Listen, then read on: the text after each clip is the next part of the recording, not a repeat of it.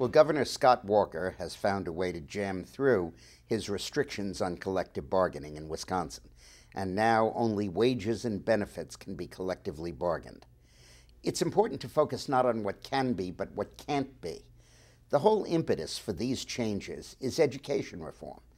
It's that without these changes, collective bargaining and the union agreements regulate teacher tenure.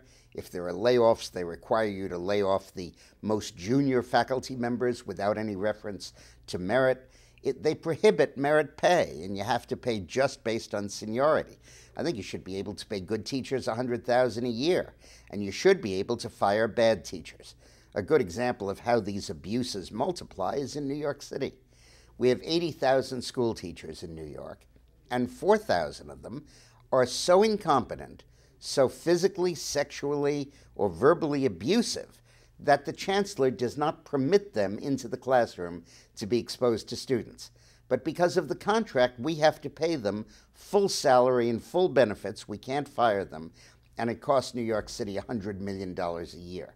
But that's not the worst part. The worst part is that when Bloomberg, the mayor of New York, has to lay off 4,000 teachers, he begged the union to let him lay off those 4,000 and keep the new, young, enthusiastic, creative teachers who he's just hired. And the union said no, and Governor Cuomo said yes, but then he went to the state legislature, and the Democrats there said no. So it's to end abuses like this that Walker acted. Now, what's going to happen in the future? Probably those state senators will never return. Probably there will not be an additional legislative session with this legislature. Instead, all the Democrats are going to file recall petitions on all the Republicans, and the Republicans will file it on the Democrats, and Walker will be the object of a recall petition too.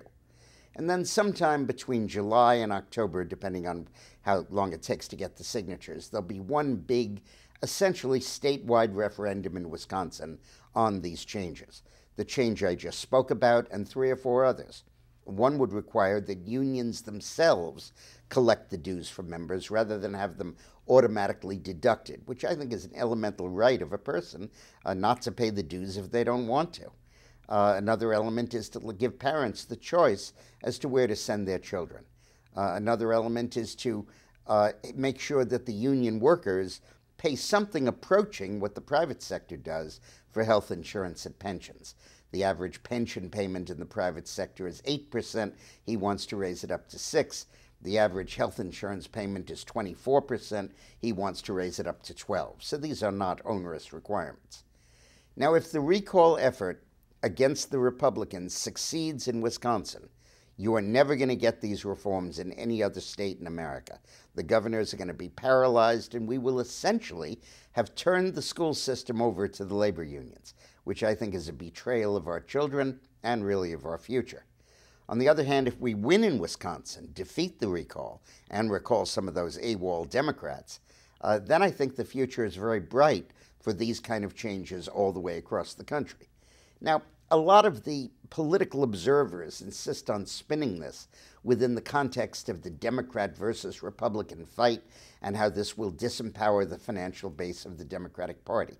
But that's not the important part. The important part is that unless you achieve these changes, you will never achieve good public education in the U.S. Thanks for listening.